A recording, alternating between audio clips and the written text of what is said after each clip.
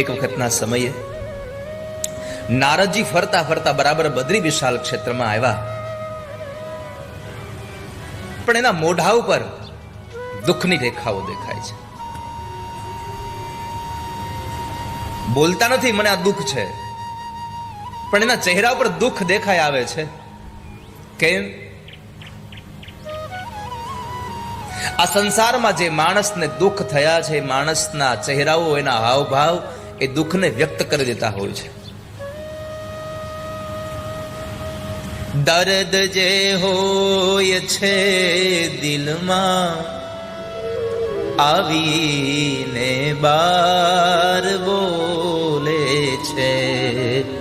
દર્દ જે હોય છે દિલમાં, આવીને બાર. હૃદયમાં ધરવાયેલું રુદન, હૃદયમાં ધરવાયેલું એ દુઃખ કદાચ તમારી જીભ કોઈને ન કહે, છતાં તમારા અણસારો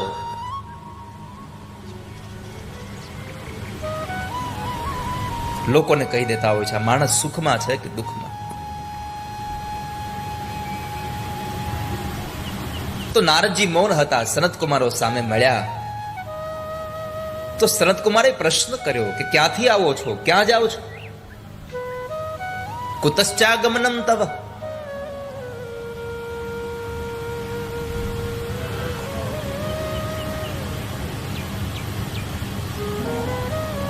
શું થયું તમને?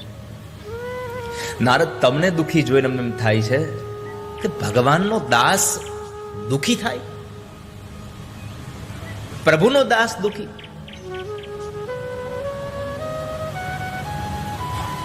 આ સંસારમાં બધા દુખી થાય, પણ ભગવાનનો ભક્ત કોઈ દી દુખી ન થાય. તો લોકો આવી જ્યારે હું કઈક ક્યારેક આવી વાતો કરતો હોઉં તો લોકો પ્રશ્નો પૂછે મને કે તમે કહો છો ભગવાનનો ભક્ત દુખી ન થાય. આ નરસિંહ મહેતા દુખી હતા, એ આપણી દ્રષ્ટિમાં દુખી હતા, બાકી એની બધી જ પરિસ્થિતિમાં એ સુખી હતા.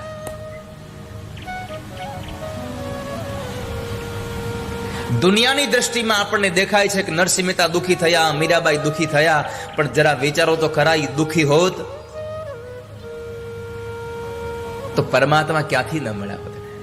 એને પ્રભુ મળ્યા છે. અને આ સંસારમાં જેને ભગવાન મળે એ દુખી હોય જ ન શકે ક્યારે.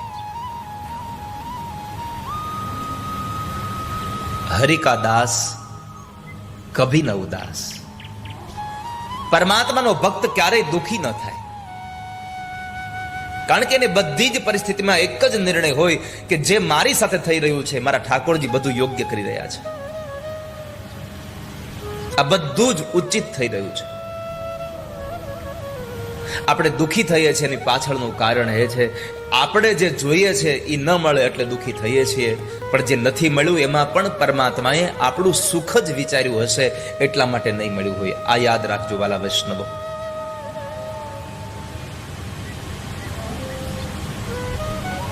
આપણી જિંદગીમાં જે કાંઈ થઈ રહ્યું છે, જે બની રહી છે ઘટના, એ બધી આપણા સારા માટે થઈ રહી છે.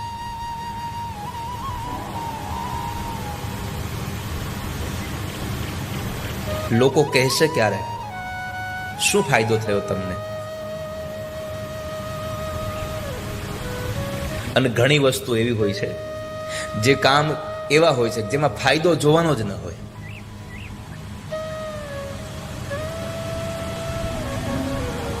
ફાયદાની વાત જ ન હોય.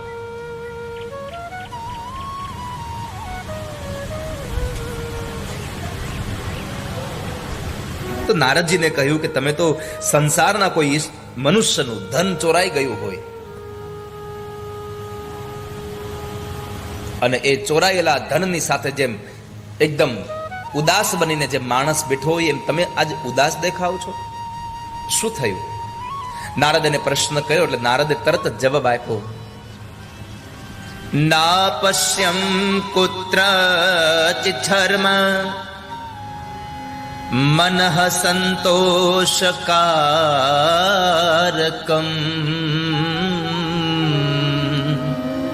કલિના ધર્મ મિત્રેણ ધરેયો બાધિતા. નારદજીએ પહેલી વાત કરી, આ સંસારમાં મને કે શાંતિ જોવા ન મળી. મનઃ સંતોષકારક, દુનિયામાં મને શાંતિ ન મળી.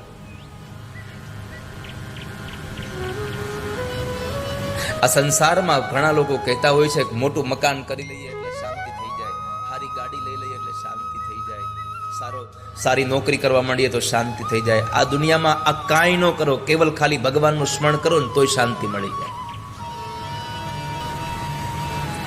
સંસારના મોટા મહાપુરુષોને જુઓ,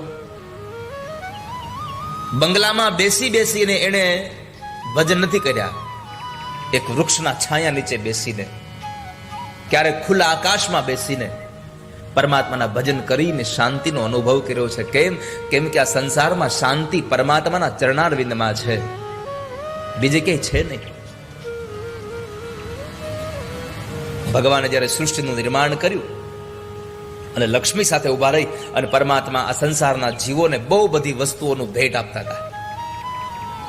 એમાં બરાબર પરમાત્માના હાથમાંથી એક વસ્તુ પડી ગઈ એટલે ભગવાને આમ પગ મૂકી દો માથે, પગ નીચે દબાવી દીધું.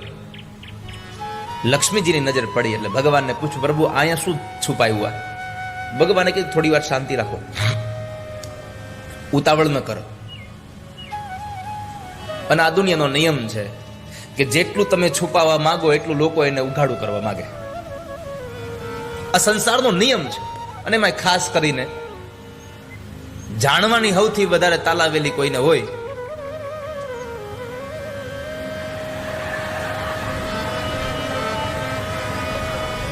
કેટલો દીક્ષિત અને સુશિક્ષિત વર્ગ મળ્યો છે, મારે કેવું જ ન પડ્યું કાંઈ. બોલો,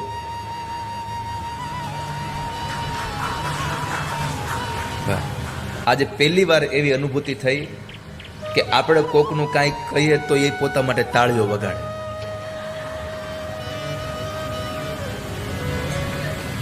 વારી જાઓ કુકરવાડાઓ, કેવું નામ છે નહીં?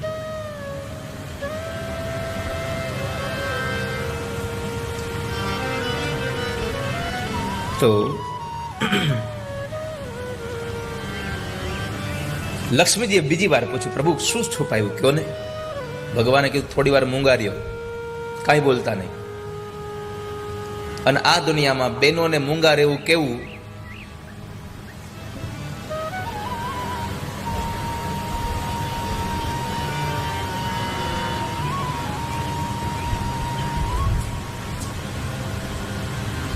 તો લક્ષ્મીજી થોડી વાર ચૂપ રહ્યા. ભગવાન બધી વસ્તુ આપતા ગયા. જેવા બધા માણસોને એમ લાઈન પૂરી થઈ એટલે ભગવાન હજી કઈ આગળ બોલે, આગળ વિચારે એના પહેલા લક્ષ્મી પાછું પૂછ્યું, હવે તો કયો?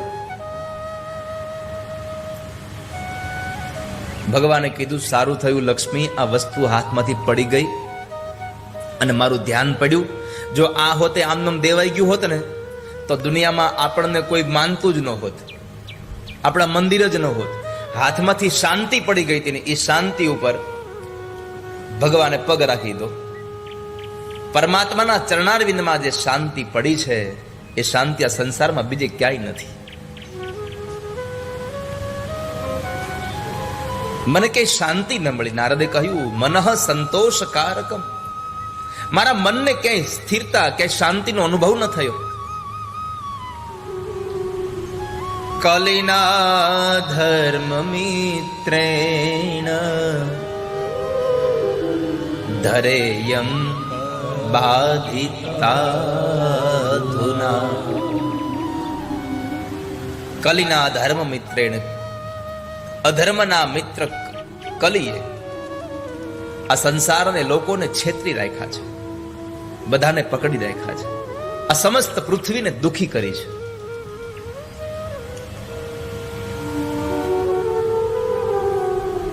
નારદજી કહ્યું, આ સંસારમાં સત્ય નથી રહ્યું, આ સંસારમાં તપ નથી રહ્યું, આ સંસારમાં દયા અને દાન રહ્યા નથી. આ સંસારનો માણસ અસત્ય ભાષી બોલ્યો છે.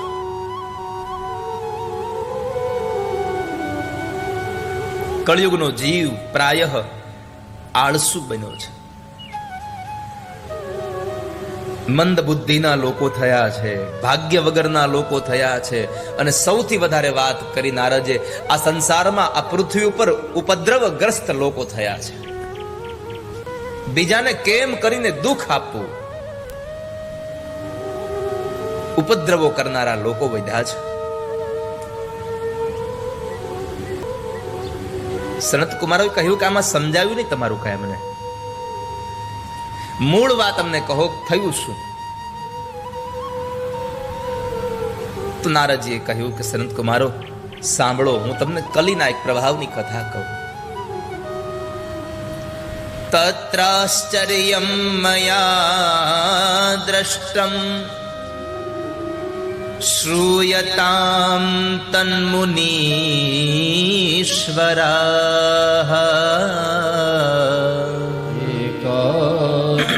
તરુણી તત્ર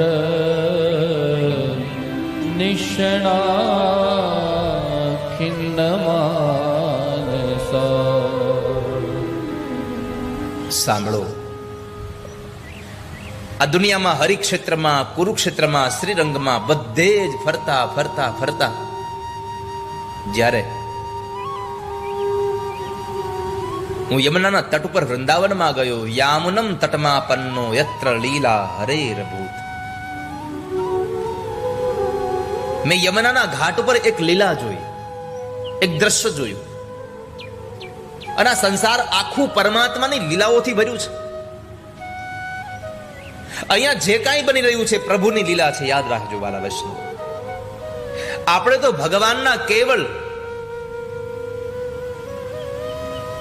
આ પૃથ્વીના મંચ ઉપર ઠાકોરજીએ આપણને એક નાટક ભજવવા માટે થઈ અને મોકલ્યા છે. આપણું પાત્ર જેવું પૂરું થશે એટલે આપણે પડદા પાછળ વ્યુ જવાનું.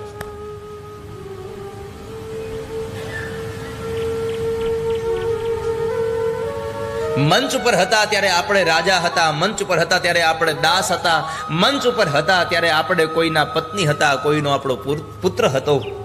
પણ જેવા મંચની પાછળ જઈએ, પડદાની પાછળ જઈએ એટલે રાજા, પ્રજા, આ બધું ત્યાં એકનું એક જ હોય.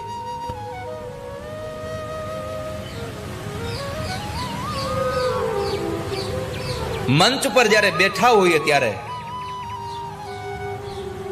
રાજાનો પ્રધાન રાજાની ચાકરી કરતો હોય, પણ એ બેયનું પાત્ર પૂરું થાય એટલે બે પડદા પાછળ જાય તો વળી પાછા બે એક બાકડા પર બેઠા હોય.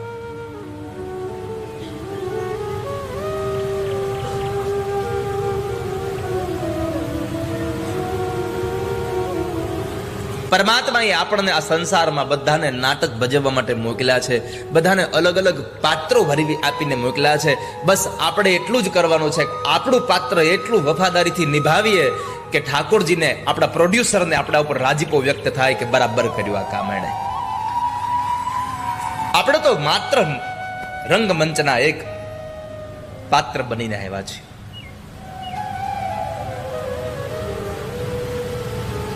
તો નારદે કહ્યું કે હું યમુનાના તટ ઉપર જતો હતો અને એમાં બરાબર મેં આશ્ચર્ય જોયું. તત્રાશ્ચર્યમ મયા દ્રષ્ટમ, મેં મારી આંખે એક આશ્ચર્ય જોયું, કુતૂહલ લાગ્યું કે સેંકડો નારીઓ, સેંકડો સ્ત્રીઓ એક યુવાન સ્ત્રીની સેવામાં લાગેલી હતી. બધા લોકો આ આશ્ચર્યને જોવા જતા હતા. હું પણ નજીક ગયો અને જ્યાં ગયો તો એવા સમયે એક યુવાન સ્ત્રી ખિન્ન મને, એકાતુ તરુણી તત્ર નિષણ્ણા ખિન્ન માનસા, ખિન્ન મને બેઠી છે, ઉદાસ થઈને બેઠી છે. નહીં તો સેંકડો સ્ત્રીઓ જ્યાં એને ચમર ઢોળતી હોય, એની સેવામાં હાજર હોય, એ દુખી હોય.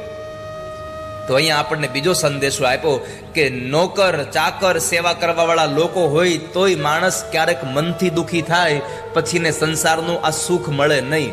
જે અંદરથી દુખી છે અને બહારનું સુખ ક્યારેય સુખી ન કરી શકે. ઘણા ઘણા લોકોને તમે જુઓ તો એના ઘરની અંદર, એર કન્ડિશન રૂમની અંદર એકદમ આમ આમ આમ તમે બીજું કોઈ અંદર જાય તો ઠંડી અનુભવે એવું કર્યું હોય. અને અમુક જણા એટલી ઠંડીમાં બેઠા બેઠા પરસેવો લૂછતા હોય. કેમ? તારી બહારની આ એર કન્ડિશન અવસ્થા તને ત્યારે જ તને શીતળતા આપી શકે જ્યારે તું ભીતરમાંથી શીતળ હોય, શાંત હોય, તારું મન ઉદ્વિગ્ન હોય, તારું હૃદય શાંત ન હોય, તારા વિચારો શાંત ન હોય. આવા સમયે તને બહારનું આ ઠંડક તને ઠંડક ના આપી શકે. બહારની ઠંડકને અનુભવવા માટે ભીતરની ઠંડક બહુ અગત્યની છે. શાંતિ અનુભવવી જોઈએ.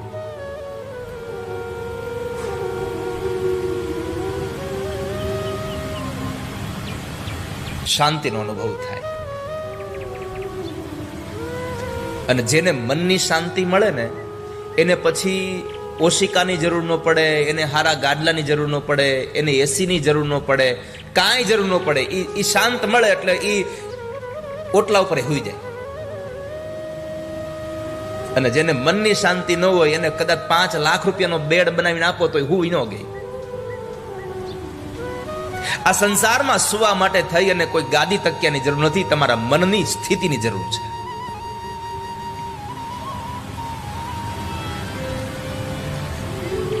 એ તો લોકો નથી કહેતા ગમે તેવું હોય મને કોઈ દી ઊંઘ ન આવે. ઘણા તો એવા હાંભળ્યા છે ગમે એટલી ઠંડી હોય મારે તો એસી જોઈ, નકર ઊંઘ ન આવે મને. ઈના ઈ લોકો એસી અને પંખા વગર હોઈ જાય છે.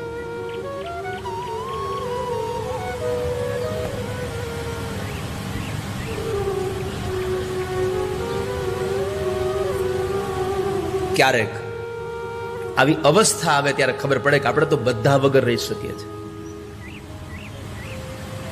કઈ તમારે જ હોય એવું ન હોય. હા, ખાલી તમારે જ હોય એવું ન હોય, કઈક અમારે ભાગમાં.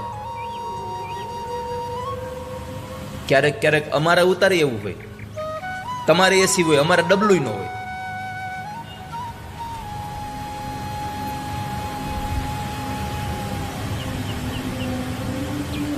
સુમનાબેન અમારો ઉતારો બરાબર કરી રાખ્યો છે ને તૈયાર? ક્યાં છે પંકજભાઈ? ઉતારો બરાબર કર્યો છે ને તૈયાર? હા, નહીં તો 27 તારીખે અહીંયા પૂરું કરીને 28 આણંદમાં કથા ચાલુ થાય પાછી.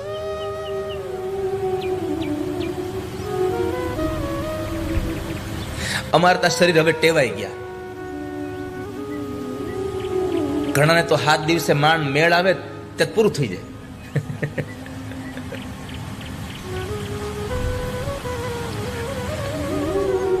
28 તારીખે અમારે પંકજભાઈના ઘરે, આમ તો પંકજભાઈનું નામ કરતા અમારો આ રાહુલ ને એમના માતુશ્રીનું નામ દેવા જરૂર છે, કારણ કે આને નામમાં કઈ રસ નથી. એ મને રાજકોટ મળવા આવ્યો ને તો મને કે મને ક્યાંય મારું નામ ન હોય ને તો સારું ને રાજુભાઈ.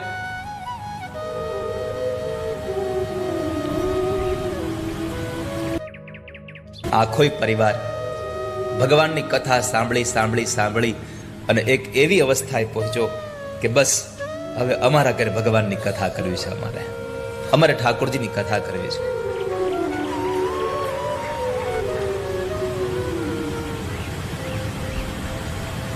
પેલી કથામાં રાહુલ તું દઈ ગયો તો ને ગાડી?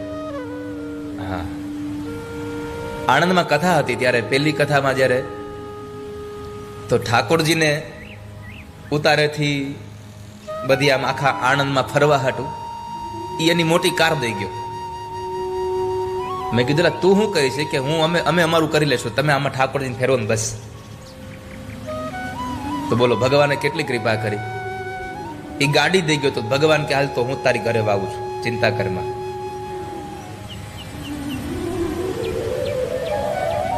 મનની શાંતિ બહુ જરૂરી છે. પંખા વગર ઊંઘ ન આવે. આલ્યો મારા ઉતાર પંખો જ નથી આજે, મોકલતા નહીં હો.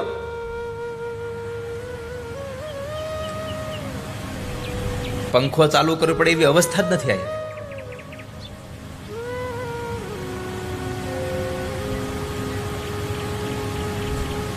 તો કાલ હું સુવા પડ્યો ને તો રાજન આવ્યો, મને કે એસી ચાલુ કરું? મેં કીધું દેશી રહેવા દે, તું અત્યારે એસી ની કરતો નહીં કાંઈ. નહીં તો આ કથા થાય છે એ બંધ થઈ જાય. પણ મારો તો મૂળ આ ભાવ સાથે કહેવું છે એટલું કે સુવા માટે થઈ અને કોઈ સાધન સામગ્રી કરતા તમારા મનની અવસ્થા બહુ અગત્યની છે. તમારું મન કેટલું શાંત છે એના ઉપર તમને શાંતિનો અનુભવ થશે. મનઃ સંતોષકારક, મને શાંતિ ન મળી. હું ત્યાં ગયો, આશ્ચર્ય જોયું. સેંકડો સ્ત્રીઓ એની સેવામાં હતી, છતાં પણ એ સ્ત્રી રડે છે. પણ હું એની નજીક ગયો તો એ સ્ત્રીએ પોતાના ખોળાની અંદર બે વૃદ્ધ પુરુષોના મસ્તક હતા, એને નીચે મૂકીને પોતે મને નજીક આવતો જોઈને ઊભી થઈ ગઈ. અહીંયા આપ સૌ માટે એક સંદેશો છે કે નારદજીને સાધુના વેશમાં જોયા આવતા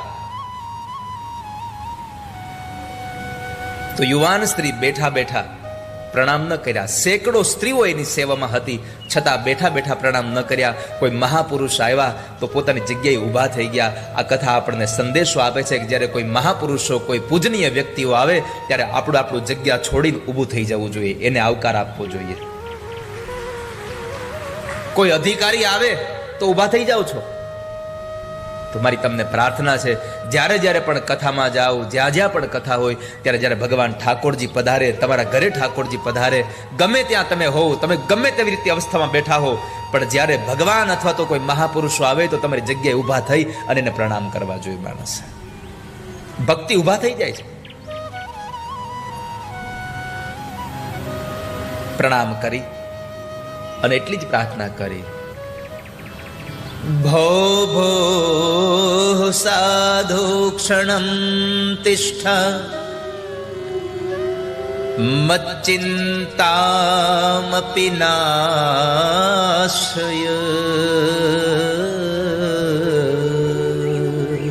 દર્શનમ તવ લોકસ્ય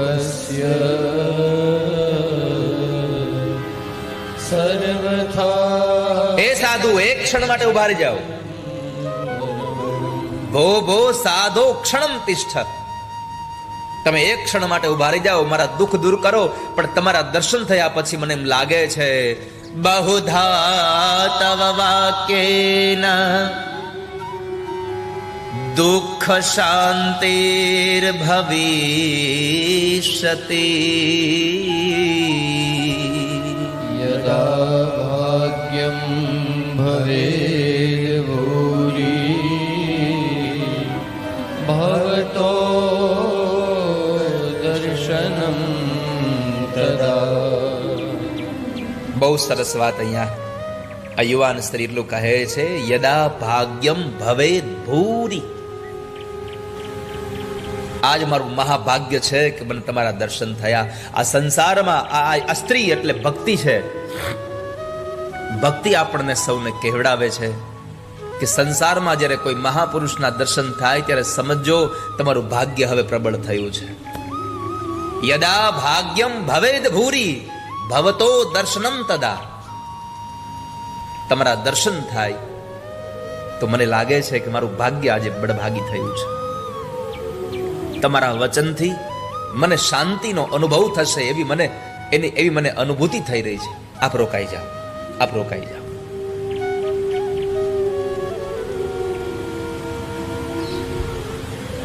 મારા દુઃખને દૂર કરો. આટલું કહી અને ભક્તિ મૌન થઈ ગયા. અને આમ પણ મહાપુરુષો પાસે હંમેશા મૌન રહેવું, સંતોના ચરણે જઈએ ત્યારે હંમેશા મૌન રહેવું, પ્રાયઃ બને ત્યાં સુધી કથામાં મૌન રહેવું. જો કે તમે તો અહીંયા અવાજ કરતા જ નથી બીજાનું સંભળાય એવો.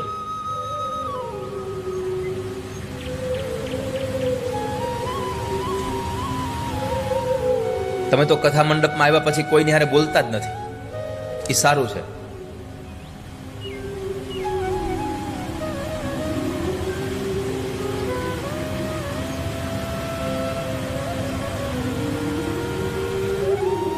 ભક્તિ મૌન થઈ ગયા. નારદે પૂછ્યું, તમે કોણ છો? શા માટે દુખી થયા છો? આ તમારા ખોળાના અંદર સૂતેલા આ બે વૃદ્ધ પુરુષો કોણ છે? સ્ત્રી કહે છે, મારું નામ ભક્તિ છે મારા ખોળામાં સૂતેલા આ બે સંતાનો મારા દીકરા છે, જ્ઞાન અને વૈરાગ્ય. નારદજીની આંખો ખુલ્લી રહી ગઈ કે મા યુવાન અને દીકરા વૃદ્ધ, આ કલીનો પ્રભાવ છે. પછી તો નારદે પૂછ્યું કે શા માટે આવું થયું? ભક્તિએ કહ્યું કે હું તો દ્રવિડમાં ઉત્પન્ન થઈ, કર્ણાટકમાં મોટી થઈ, મહારાષ્ટ્રના અનેક પ્રાંતોમાં ફરતા ફરતા આવી, પણ ગુર્જરમાં આવી તો હું જીર્ણ બળી, ગુર્જરે જીર્ણતામ ગતા. ગુર્જરમાં જીર્ણ બની.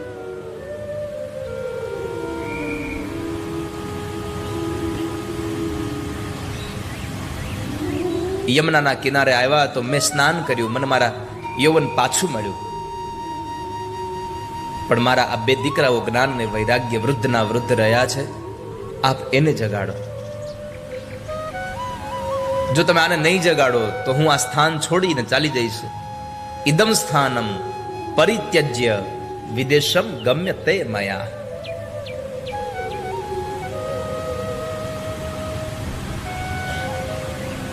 નારદે કહ્યું, આપ ચિંતા ન કરશો. આ સમયે તમે ભગવાનનું સ્મરણ કરો. ન વિષાદસ્ત્વયા કાર્યો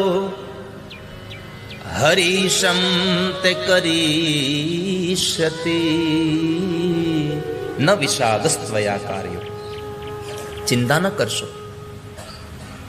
અને આ સંસારમાં હંમેશા ગમે તેવો સમય આવે ચિંતા ન કરશો, કેવલ પ્રભુનું ચિંતન કરશો. મહાપ્રભુજી લખ્યું છે, ચિંતા કાપી ન કાર્ય. આ દુનિયામાં પરમાત્માનું ચિંતન કરાય, ચિંતા ન કરાય. ઈશ્વરના ચિંતનથી તમારું મંગલ થશે. જેને જેને પરમાત્માનું ચિંતન કર્યું છે એનું મંગલ થયું છે.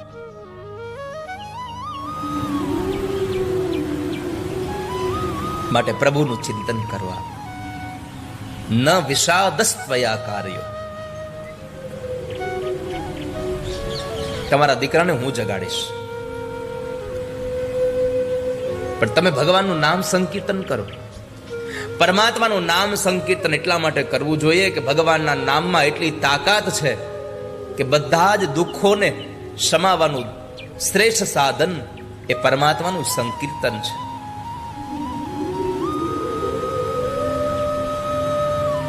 શ્રીમદ ભાગવતના 6ઠા સ્કંદના 2જા અધ્યાયના 18મા શ્લોકમાં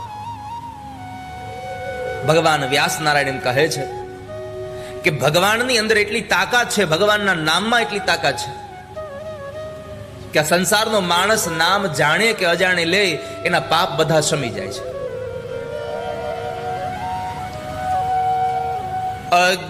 અજ્ઞાનાદ અથવા જ્ઞાનાદ ઉત્તમ શ્લોક નામય સંકીર્તિતમઘમ પુંસો દહે દેધો યથા નર. 6ઠમ સ્કંદ. લાકડાને અજાણતાથી પણ અગ્નિનો સ્પર્શ થઈ જાય તો એ લાકડું બળે, કારણ અગ્નિનો સ્વભાવ છે બાળવાનો.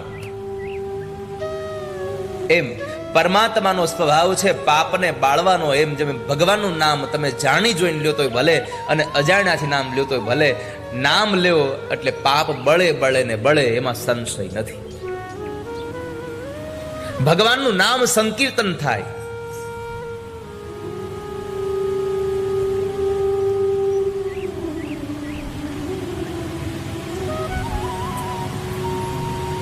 ભગવાનના નામ લેવાની ઘણી વિશેષ પ્રકારની વ્યવસ્થાઓ પણ. એક ખાલી મન જ નામ લેતું હોય, ન જીભ હલે ન હોઠ હલે, કશું જ નહીં. એક અવસ્થા એવી છે, હોઠ બંધ હોય પણ અંદર જીભ અને તાળવું એને બોલવાનો પ્રયત્ન કરતું હોય. એક અવસ્થા એવી છે કે તમે બોલતા હોય, બાજુવાળો સાંભળતો હોય, તમારા પોતાના કાન સાંભળતા હોય. અને સંકીર્તન એવું છે, રાગ અને રાગીણીમાં તમે ગાતા હો, અને તમારું ગાયેલું તમે પણ સાંભળો, તમારું બીજા પણ સાંભળે, અને સાંભળતા સાંભળતા તન્મય થઈ જાઓ. પરમાત્માના નામ લેવાની સૌથી શ્રેષ્ઠ કોઈ પદ્ધતિ હોય તો એ સંકીર્તન છે, કે જેમાં માણસ મગ્ન બની જાય છે. આપણે જ્યારે જ્યારે અહીંયા તમે જુઓ સંકીર્તન કરાવીએ ત્યારે ત્યારે તમે બધા લોકો મનથી મગ્ન થઈ ગયા હોય.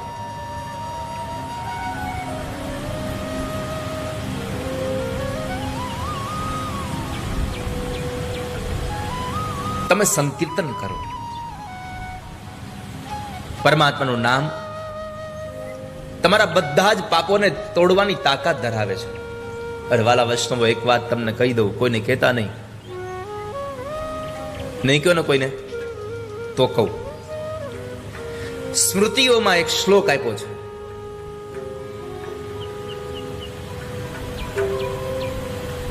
આપણા ઋષિ મુનિઓએ જે જે સૂત્રો આપ્યા એની સ્મૃતિઓ બની છે. એમાં स्मृतियों अंदर एक श्लोक आप्यो छे. हाँ जी भैया, कितना हुआ? 250 रुपए. एक मिनट. हाँ, કે ભગવાનના નામમાં પાપને ધોવાનું એટલું બળ છે